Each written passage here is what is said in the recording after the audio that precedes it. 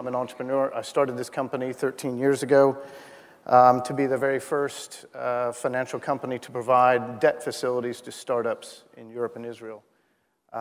We started in London in 1998. We opened an office in Israel in 1999, opened office in Scandinavia in 2001. Over the time, we've invested in about 250 companies. It's a few more now. It changes all the time. The important thing is that we invest across all industry sectors. I noticed you had it broken up into 3 categories. We've invested across all those sectors. We invest across all stages. We invest very, very early stage companies, as little as 600,000 euros, and all the way up to 16 million.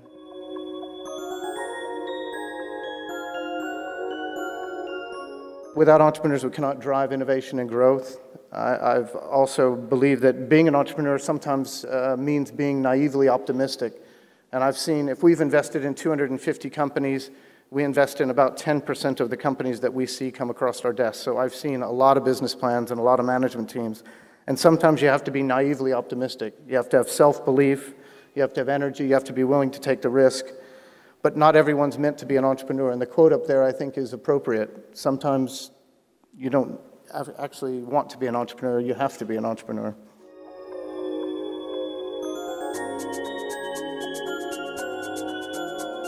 The time now is probably easier. It's never easy to start a company, but there are more tools and things available to entrepreneurs today than ever to enable you to start a real world-class company.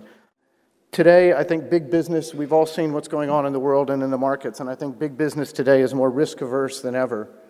And it does leave opportunities across a range of industries. And some people would call these niches, but I think you'd find that there's some great companies that have been created by getting into a niche and making it their own. Part of why it's never been easier is that you can set up a website today and have global reach almost overnight. When I say you don't need to be in Silicon Valley, I can only give you an example and say that 13 years ago when I started my business, just to set up an office, get a web page, and get those things done was incredibly difficult. It took weeks and months to get companies registered and things done. Today, companies not only can go to a serviced office, but they can have broadband immediately. They can get websites that they can do themselves with the tools they have. And I do believe that with cloud services and the ability to outsource even accounting services, legal services, all of those things that can scale with your business, it's actually never been easier to put a company together and get an idea out there to be able to see if it's going to work.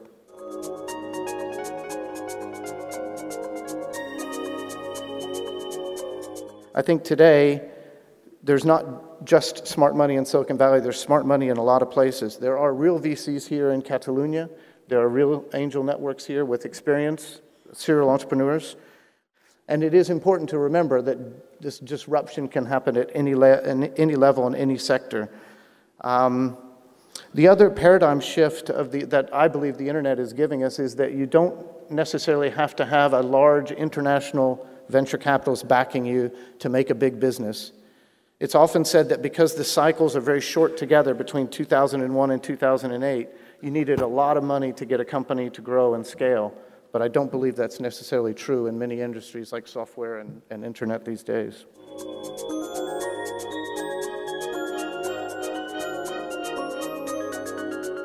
To combine sort of what we talked about, the preeminence in my book of the entrepreneur is the one that drives innovation and growth, creating an ecosystem which is, I think locally, there's got to be a lot more cooperation and networking to make it happen.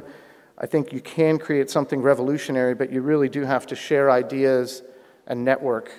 I've seen it, as I mentioned before, I've seen it happen in Israel and London, and the common denominator of each of those was in London we had something called First Tuesday, which was a weekly gathering of entrepreneurs and VCs, and it was never where everybody had to wear a name tag or anything. It was just a getting together of entrepreneurs that really helped grow the system. Israel has had the same thing.